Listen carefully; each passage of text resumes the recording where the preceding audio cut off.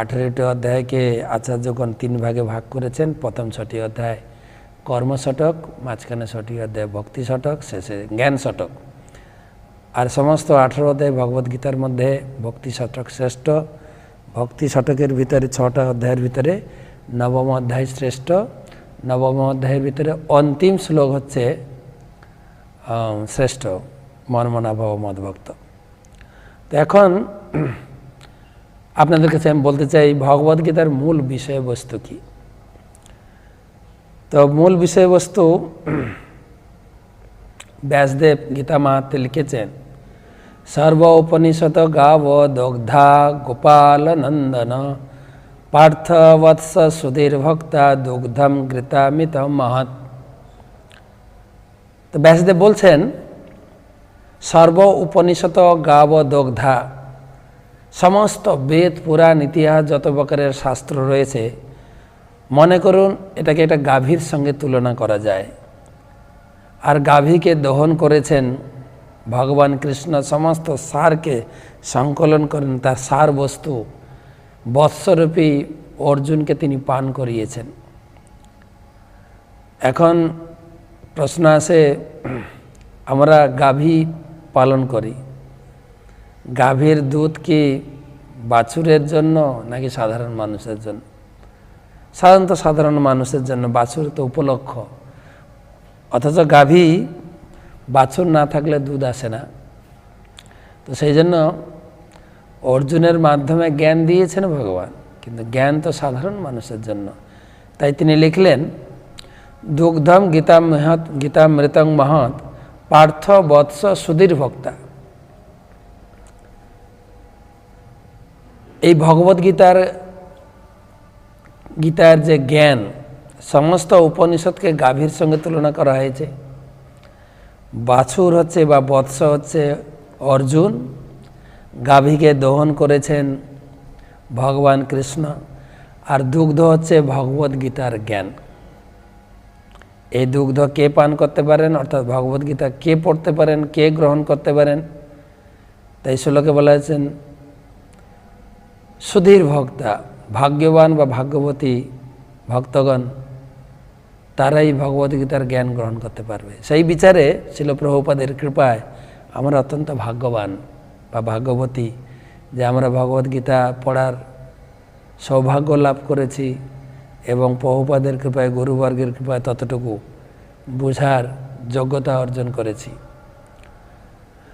তাছাড়াও ভগবদ্গীতার ভূমিকাতে শিল প্রভুপাদ বর্ণনা করেছেন গীতার 5টা মুখ্য বিষয়বস্তু: ঈশ্বর, জীব, প্রকৃতি, কাল এবং কর্ম। ঈশ্বরকে আমাদের সনাতন ধর্মে আমরা খুবই বিভ্রান্ত। ঈশ্বরকে আমরা দেখি অন্যান্য ধর্মে, ইসলাম ধর্মে তারা একজনকে পূজা করেন, আল্লাহ। খ্রিস্টান ধর্মে তারা যিশুকে পূজা করে, কিন্তু হিন্দু ধর্মে কতজনকে পূজা করে লোকে। কিন্তু প্রত্যেক ধর্মের একটা গাইডলাইন আছে। ইসলাম ধর্মে তারা একজনকে পূজা করে এই অর্থে তারা তাদের ধর্ম পুস্তককে কেন্দ্র করে তাদের ধর্মপুস্তক কোরআন, তারা ছোট থেকে কোরআন পড়ে জানতে পারে তাদের ঈশ্বর হচ্ছেন আল্লাহ। খ্রিস্টান ব্যক্তিগণ তাই তারা বাইবেল পড়ে জানতে পারেন যিশুই হচ্ছেন গড। সেরকম আমাদের সনাতন ধর্মেও ধর্মগ্রন্থ হচ্ছে ভগবদ্গীতা।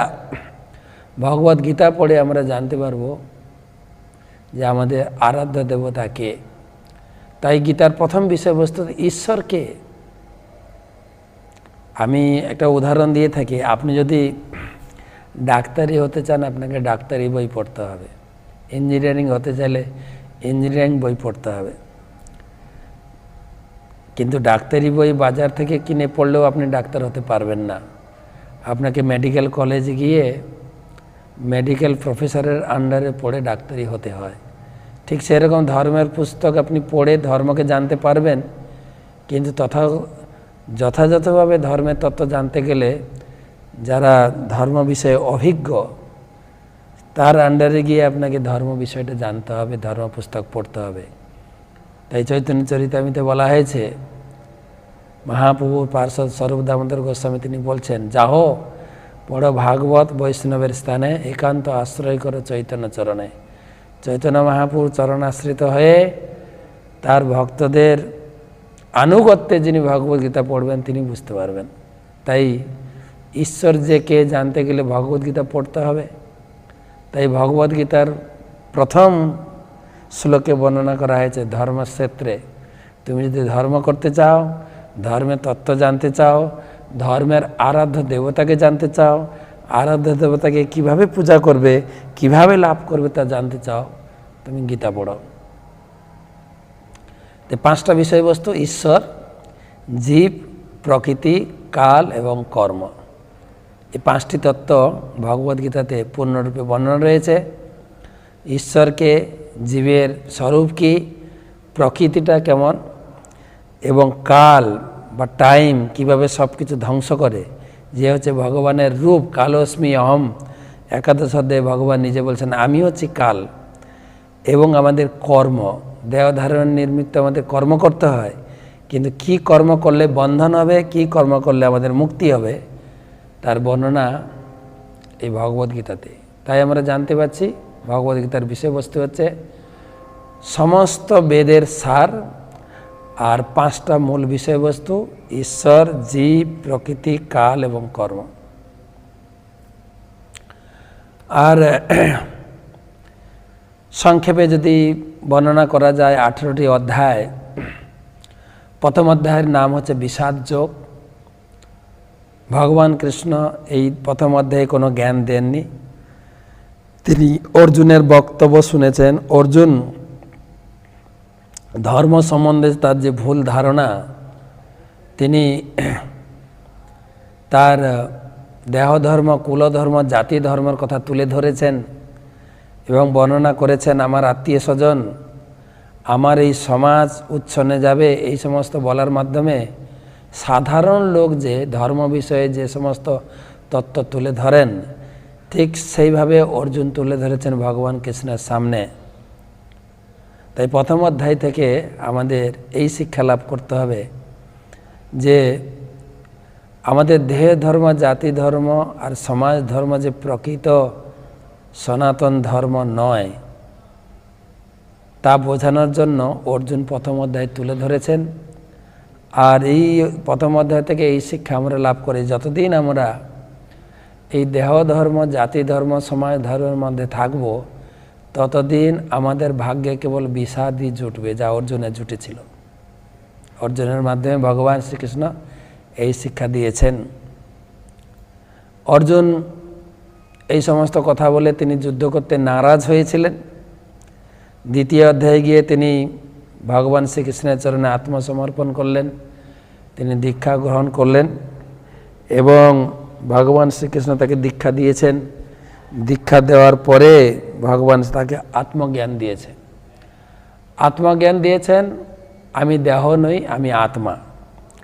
এই আত্মার করণীয় কি, সে বিষয়ে তিনি জ্ঞান প্রদান করেছেন। আত্মা হচ্ছে পরমাত্মার অংশ। যেরকম হাত আমার অংশ, হাত আমার part and parcel of my body, আমার শরীরের অংশ। এই হাতের কাজ হচ্ছে আমার শরীরের সেবা করা। সামনে যদি ভালো খাবার থাকে, হাতে তুলে আমার মুখে আসবে, আপনার মুখে যাবে না।